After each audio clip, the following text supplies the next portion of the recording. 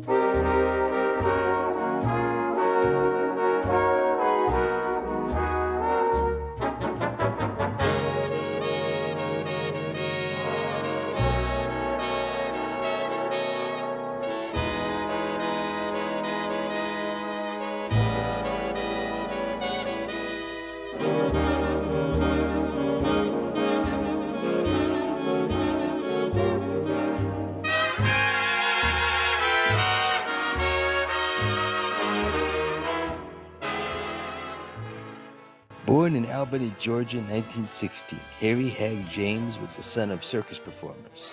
His father, Everett, a band leader, and mother, Myrtle, an acrobat and horseback rider, both worked for the mighty Hag Circus. At the young age of 4, Harry started working at the circus as a contortionist. At 6 years of age, he took the role of playing the snare drum in the band. He was taking trumpet lessons from his father at the age of 8. And by 12, he was leading the band at Christie Brothers Circus. In 1931, when he was just 15, Harry began playing in local dance bands. In 1937, he joined Benny Goodman's orchestra. He was a soloist on such popular tunes as Sing, Sing, Sing and 1 O'Clock Jump. In Philadelphia in 1939, Harry debuted his own band, Harry James and the Music Makers, with the financial help of Benny Goodman. James's band was the first big orchestra to feature Frank Sinatra. He signed Sinatra in 1939 to a 1-year contract at $75 a week. James wanted Sinatra to change his name to Frankie Satin, but Sinatra refused. Sinatra only stayed with the orchestra for about 6 months. The Music Makers had their first of many hits in 1941 with You Made Me Love You, which spent 10 consecutive weeks in the Billboard charts. Followed by I Don't Want to Walk Without You, I'll Get By, and I'm Beginning to See the Light. James was so popular in the 1940s that at one point, his record label Columbia was unable to press records quick enough for the high demand.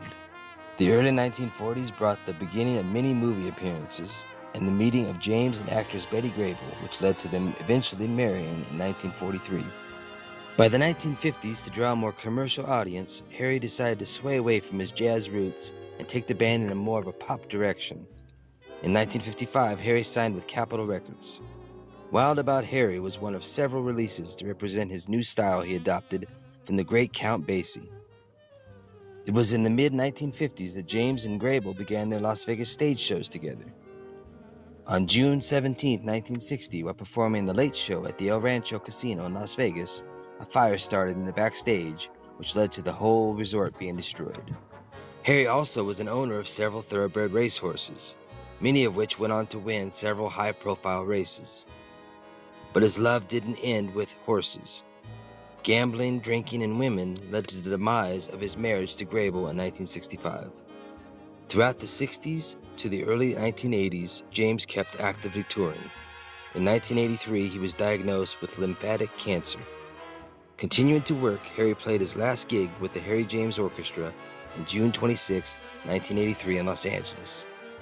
9 days later, on July 5th, Harry passed away at the age of 67 in Las Vegas. Frank Sinatra gave the eulogy at his funeral.